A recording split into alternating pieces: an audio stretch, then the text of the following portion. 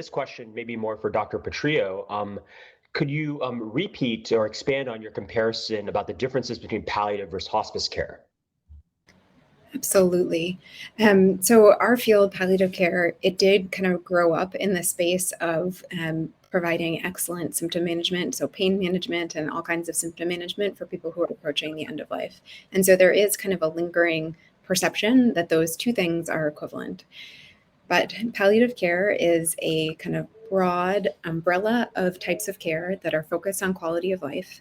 And so in recent years, we sort of have come to realize in about the past 2 decades or so that integrating that focus on quality of life throughout the course of dealing with serious illness like cancer or other serious illness improves quality of life. So adding that focus helps people feel well, live longer sometimes, and live better and have their families have a better experience. And so the idea that palliative care is the equivalent of end-of-life care is really outdated. Palliative care is kind of symptom-focused, quality of life focused care that's for people and their families and dealing with the symptoms and the stress of serious illness. You will definitely still find people who are confused about that. We've been doing a lot of studies to try and understand public perception, how to message palliative care. I think once people access palliative care, they have a sense of how it can help them. And I would say very, very commonly, people say, man, I wish I had this sooner. In fact, I had a patient and their family yesterday in my office really mad. Like, how come I'm seeing you now? I wish I had seen you last year, like 2 years ago, like this would have been so helpful. And where can I get a megaphone to just file a complaint? They literally wanted the hospital number to file a complaint because they hadn't gotten access. So it's always a common thing to say, like, I didn't know that this was what this was. I had a perception of what this was.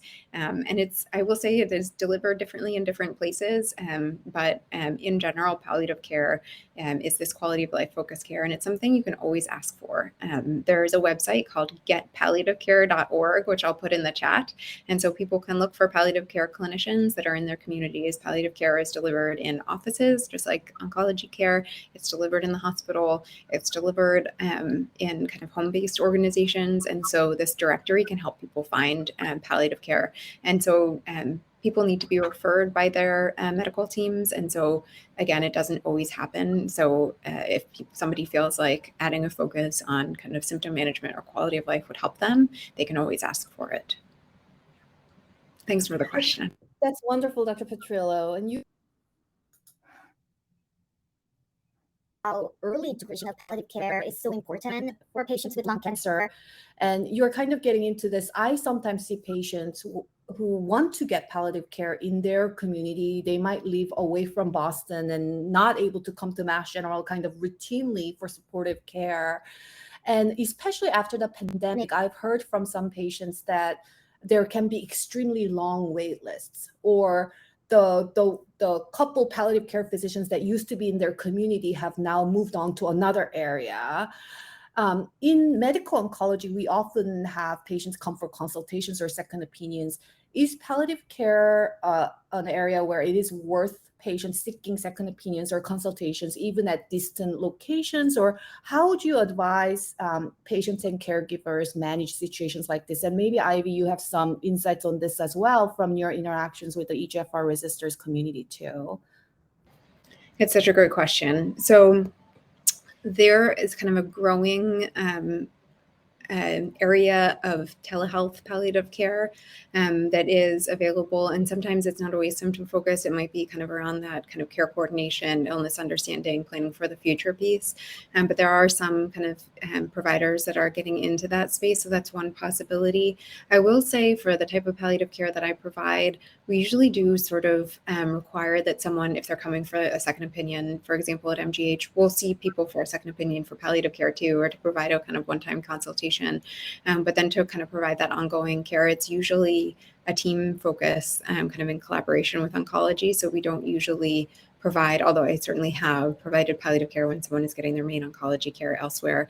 And unfortunately, it's something that opened up a lot. Like we had more kind of telehealth palliative care possible in the times when kind of the licensing and kind of state borders in the US at least were relaxed. And then it's sort of tightening back up again around that.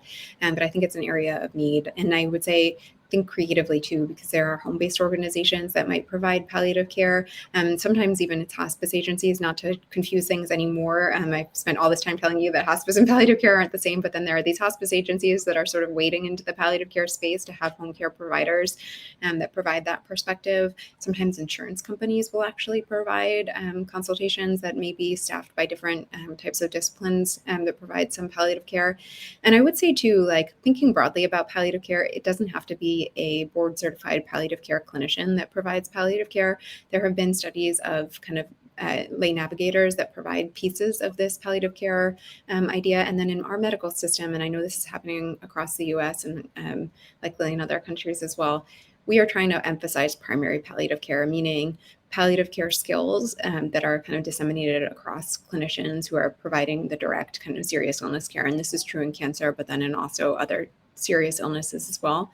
And so that is kind of communication training to make sure that there is kind of communication around kind of goals and values and illness understanding kind of throughout the course of somebody's illness and upfront when somebody's hospitalized. So that's a kind of primary palliative care that we're trying to make sure that all clinicians who deal with people who are living with life-limiting illnesses or advanced illnesses, those kind of skills is, I think, an emphasis of our field because there is a workforce shortage, there is a shortage, there's also perceptions and stigma that limits access. So these are all the types of approaches that we're using to try and increase access to palliative care.